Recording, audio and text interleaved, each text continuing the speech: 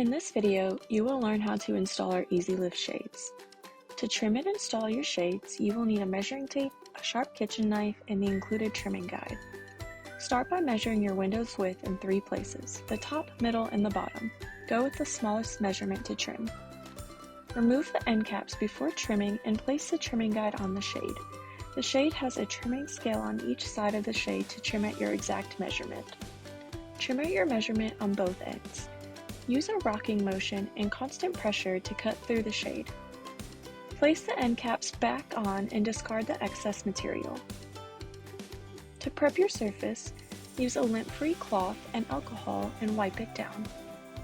Peel the adhesive liner off the shade and place it into your window.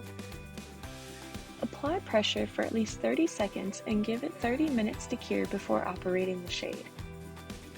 Raise and lower the shade by the bottom rail.